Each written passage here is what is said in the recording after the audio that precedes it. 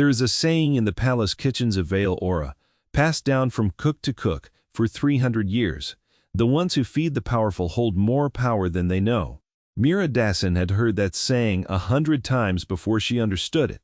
She was human, one of only a handful working inside the crystal towers of the Skarn Dominion's royal seat, and for 11 years she had done the one job nobody in that gleaming, merciless court thought was worth noticing.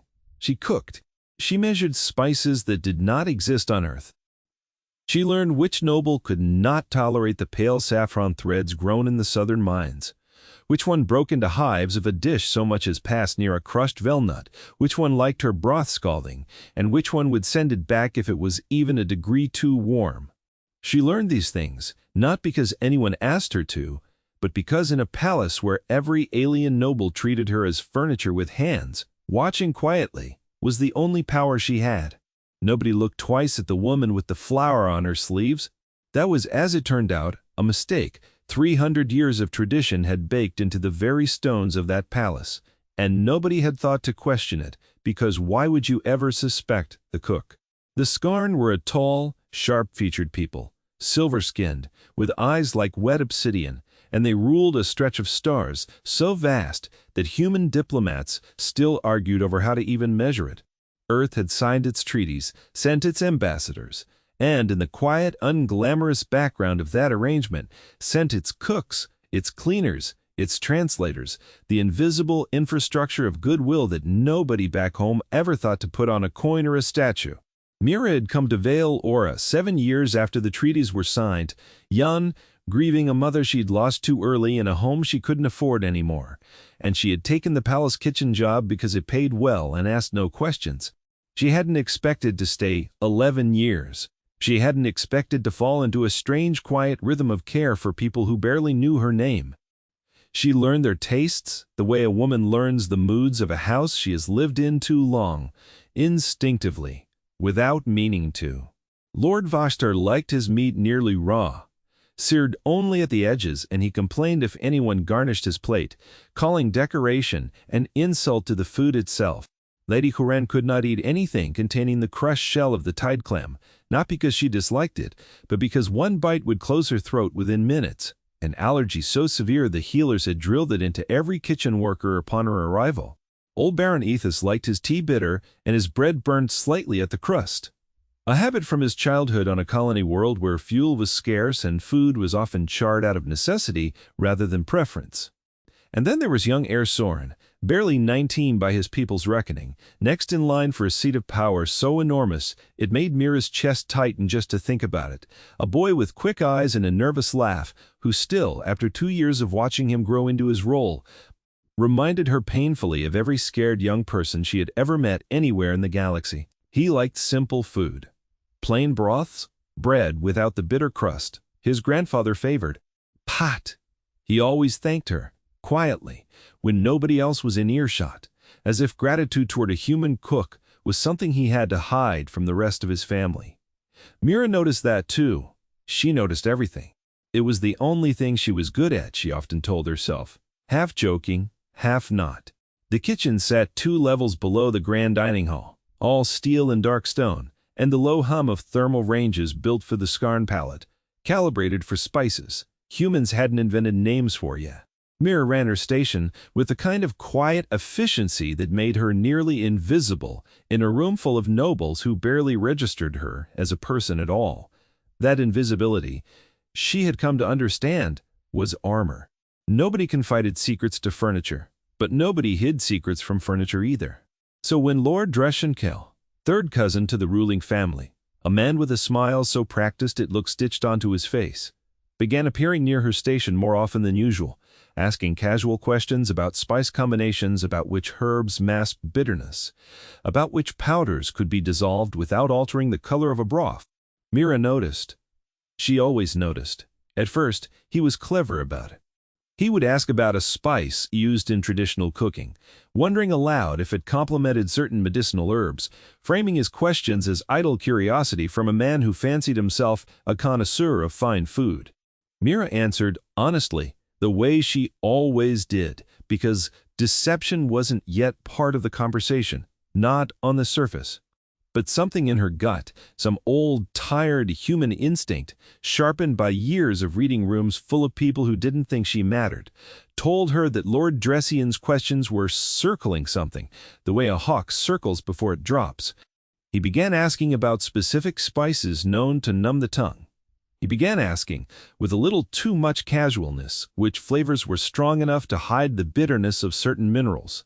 He began asking about the tide clam broth Lady Corinne could never touch, wondering if there was a version of it that could be made undetectable to a person with her particular sensitivity, dressed up as innocent curiosity about kitchen safety protocols. Mira's hands had gone very still over the cutting board. The day he asked that last question, she kept her voice light, she kept her face pleasant. She told him, quite truthfully, that, no, there was no way to disguise tide clam from someone with Lady Corinne's allergy. The reaction was immune-triggered, not taste-triggered, and masking the flavor would do nothing to stop the swelling. Lord Dressian had smiled, thanked her for the clarification, and walked away, as if the conversation had meant nothing at all. Mira stood there for a long moment after he left, staring down at the half-chopped herbs in front of her, her pulse a slow, cold drumbeat in her ears. She thought about walking straight to the palace guard. She thought about it seriously, turning the idea over like a stone in her palm, testing its weight. But 11 years in that palace had taught her something about power that no academy back on Earth could have taught her. The guard answered to the crown. The crown in this case was old, frail, and surrounded by advisors whose loyalties shifted like sand in wind. Lord Dressian was family.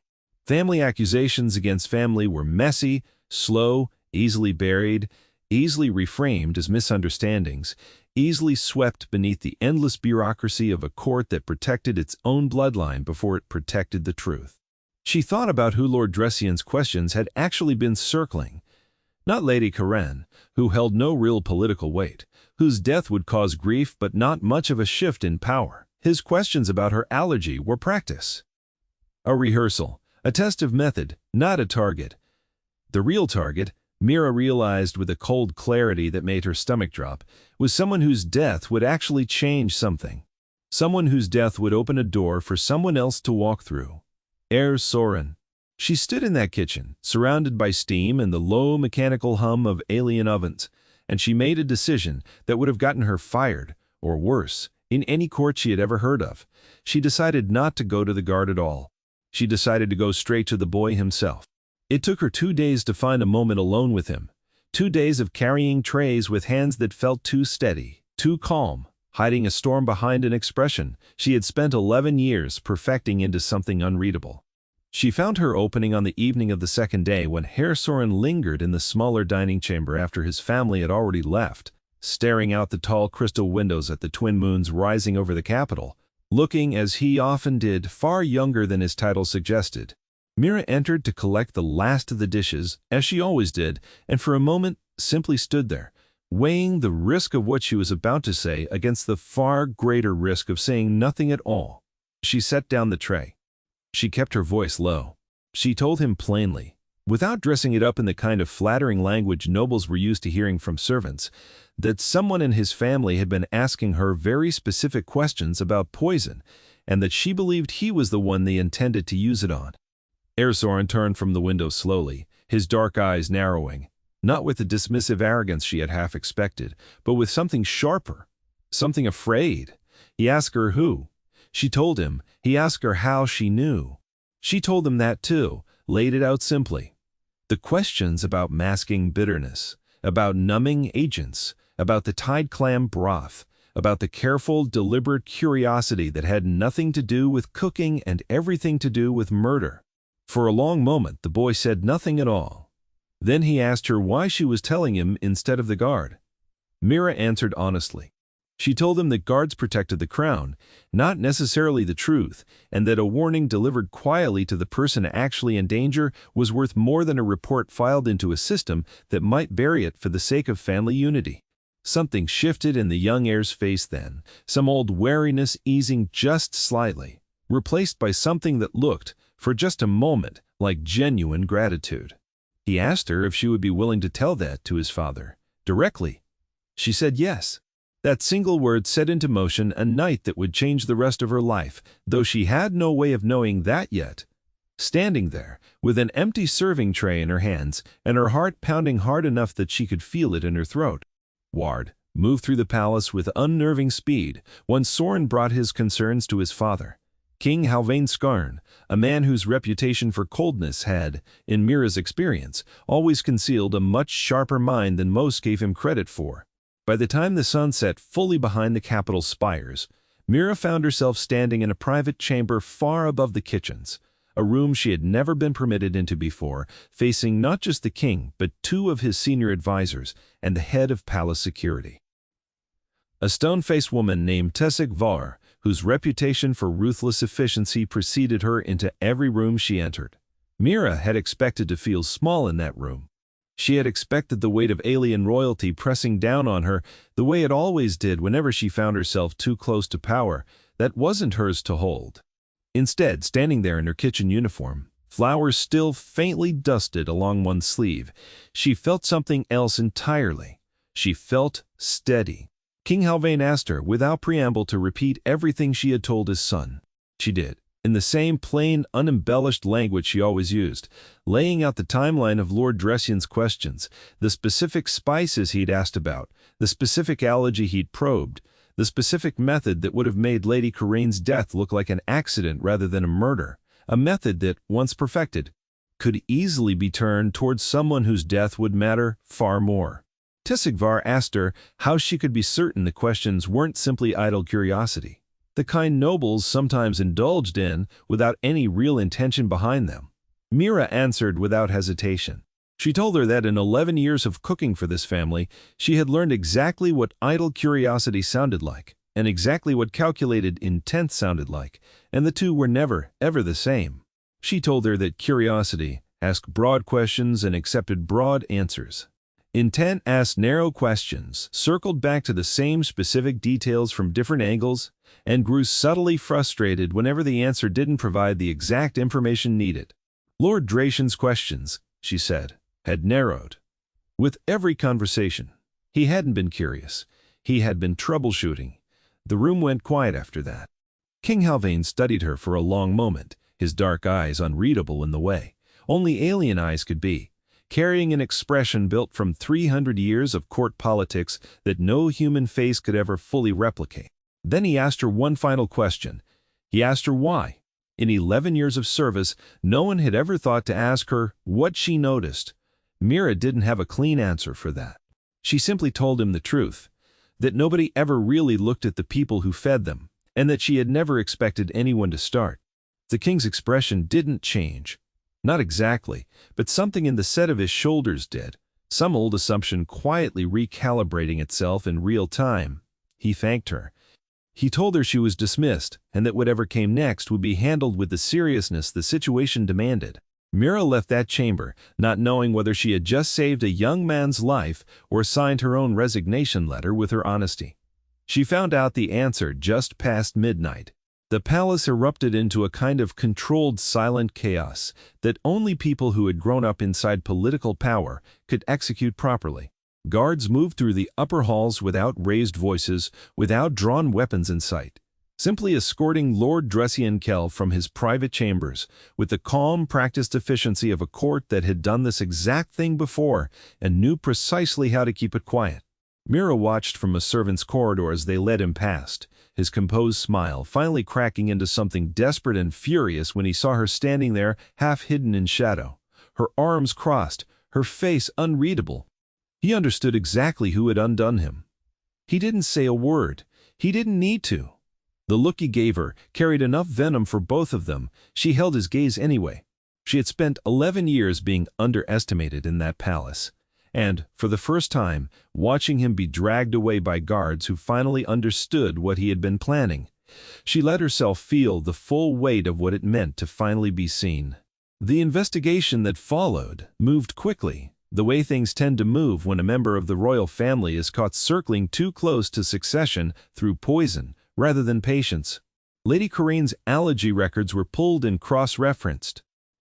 The kitchen logs Mira had kept, dutifully, obsessively for 11 years, recording every unusual request, every strange question, every deviation from a noble's normal habits were pulled as well, and it turned out those logs painted a picture far more damning than anyone had expected.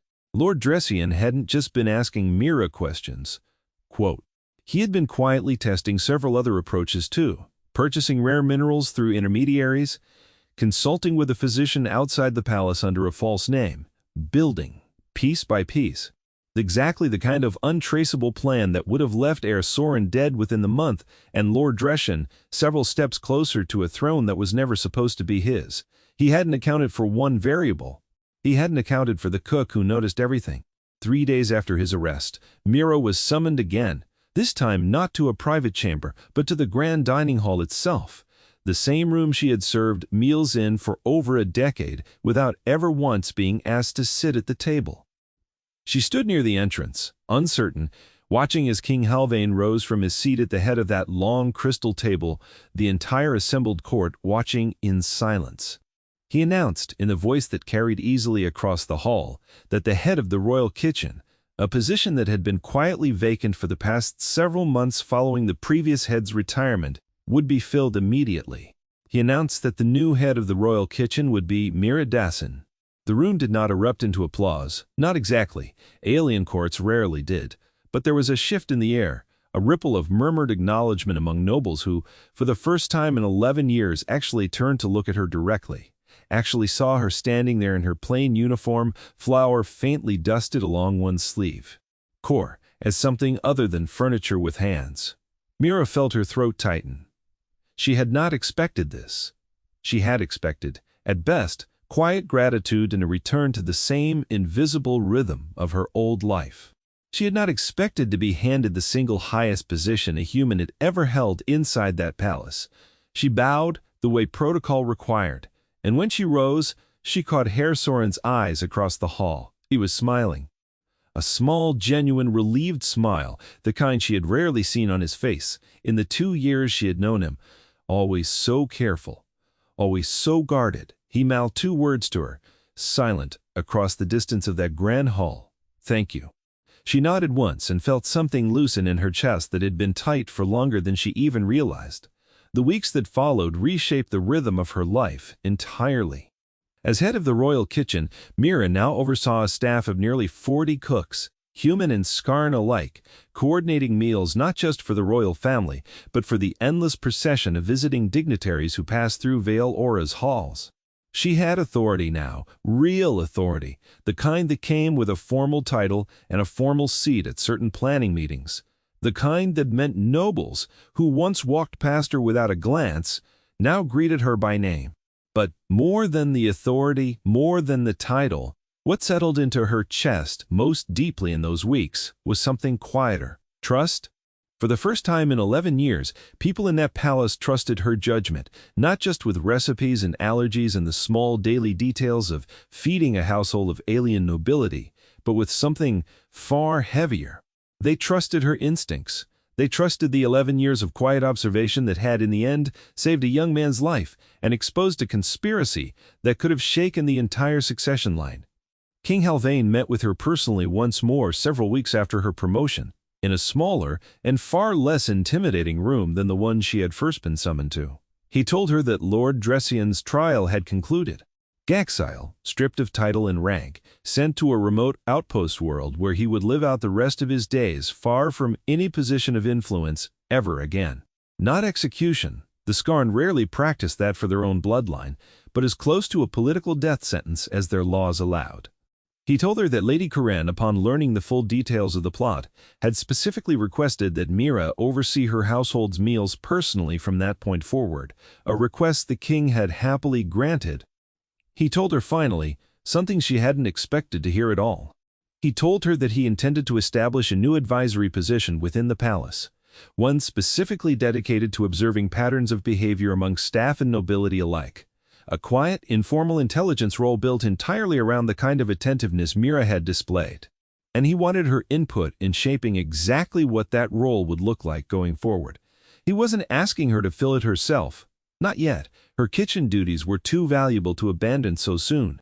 But he wanted her wisdom baked into its foundation, the same way her instincts had been baked into 11 years of quiet, careful service that nobody had properly valued until it saved a life. Mira sat with that conversation for a long time after she left his chambers, walking slowly back toward the kitchens that had been her entire world for over a decade, the steel counters, the alien ovens, the careful, practiced rhythm of chopping and simmering and plating that had given her purpose during years when purpose had felt hard to find. She thought about her mother, who had died, believing her daughter would spend her life invisible in some quiet, thankless job far from home. She thought about the version of herself who had first arrived in this palace, 7 years after the treaties were signed, grieving, uncertain, taking a job that asked no questions because she had no answers left to give.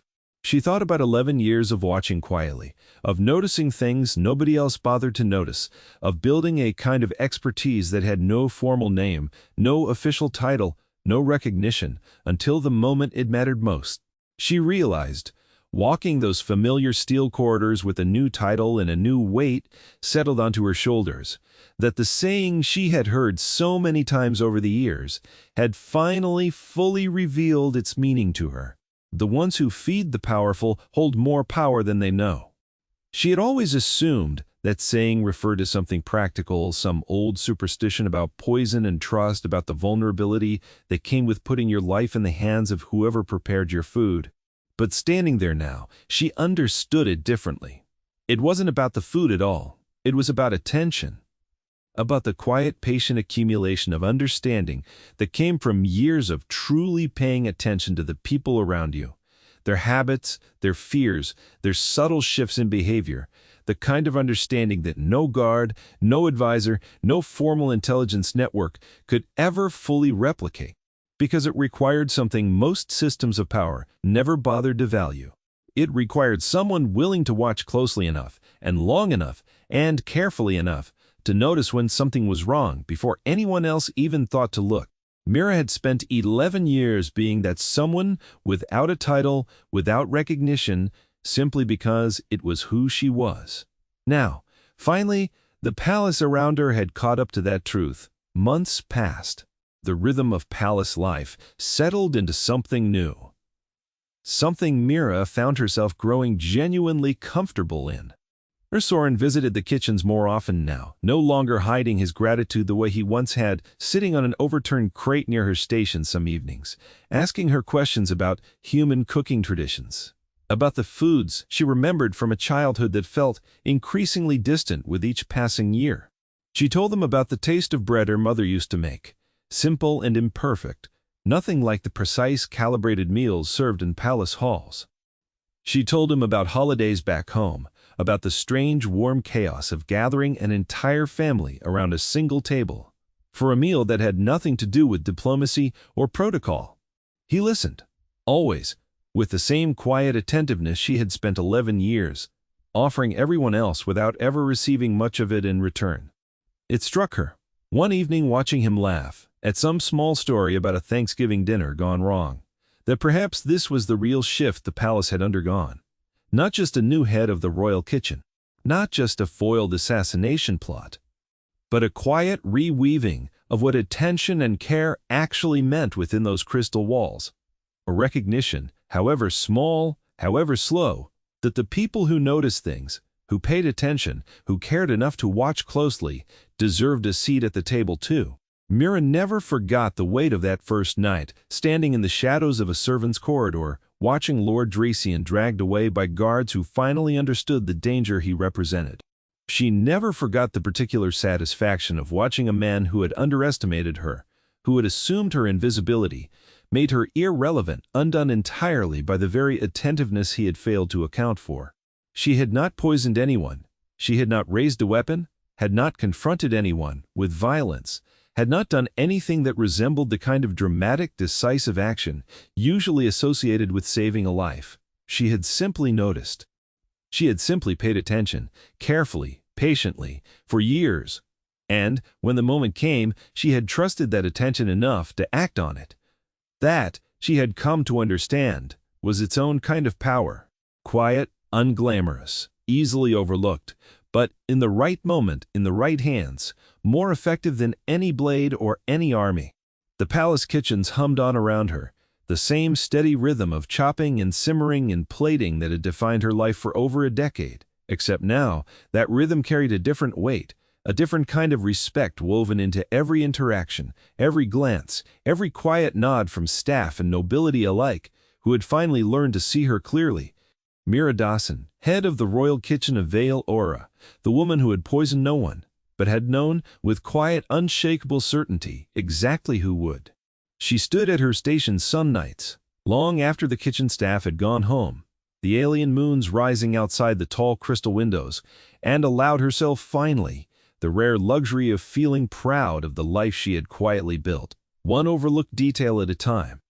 It hadn't been loud, it hadn't been dramatic. It had simply been true, built patiently over 11 years by a woman nobody thought to watch closely until the day her watchfulness became the only thing standing between a young man and a knife disguised as a spoonful of broth. That, in the end, was the whole story, not a war, not a battle.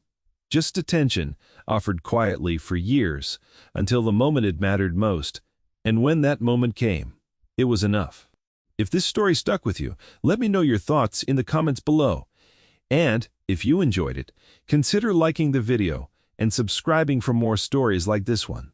Until next time, keep your eyes on the people no one else bothers to watch.